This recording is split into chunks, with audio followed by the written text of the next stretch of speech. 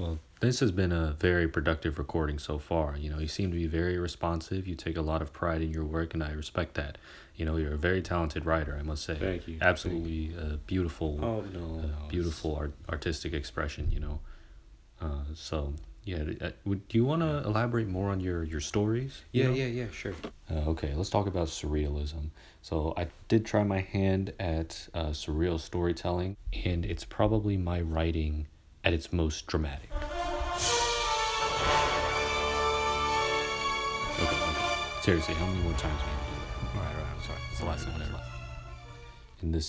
In this one, it's probably my darkest work, even with humorous randomness that's spread out throughout all of it, and it's actually inspired by hip hop, believe it or not, and it kind of explores this theme or this idea of, you know, having bad habits but not being able to change. So it goes, I spot a figure in the distance, a harpy eagle with 10 wings and a burning knife in its talons. Perhaps I took a piece of fruit from its tree, or perhaps I cheated it in a game of poker a while back. Whatever I did, it was coming to get me. I rush into my Toyota Corolla and fill the tank with organic almond milk. The car zips away from the angry eagle at a speed faster than I can measure. I get on my train. The eagle comes from my beloved tree, slashing and slicing away, but I do not see it. The train carries on, and I continue to drink my Kool-Aid. As the tree that I worked so hard to plant is continually ravaged, it finally dawns on me what I have done. My beloved tree has been killed, and I have done nothing to stop it. I turned both eyes blindly away because I would have rather lost my treasure than gone through the pain of trying to save it. As I disembark out of my train, I almost feel a need to weep, but it never comes. I crouch down and begin planting a new tree. I see the bird in the distance eyeing me, but I do nothing, for I am a man who never learns from his mistakes. Even though I know I am trapping myself in a vicious cycle of grief and loss, I do not have the strength to break it. In spite of all the pain, I find closure in knowing that I brought it all on myself. It does not, of course, ease the pain, but it does spare me the torture of unjustified emotion, as every iota of anguish and morose I feel at the sight of my trees dying is marvelously comprehensible, much like a tragic novel. A few things can elicit emotion as strongly as vividly as writing, because the way a mind can identify with something or interpret it or see it is practically limitless. So now this next story is more of a memoir. It's about my own experience with my brothers and how we spent, how I spent my childhood with them and the bonds we made over the things that kept us busy. In this specifically, what I talk about here is, media, the videos that we used to watch together, and it's very long. It's very personal. It starts like this. As a child, I spent a lot of time at home with my brothers. All of us did many things together, and among these things was watching movies and videos on the internet. Now, YouTube was relatively young at the time that my brothers and I started watching it together, and the content was still in its early stages. There is one moment, however, that is more distinct in my memory than anything else that occurred at that time.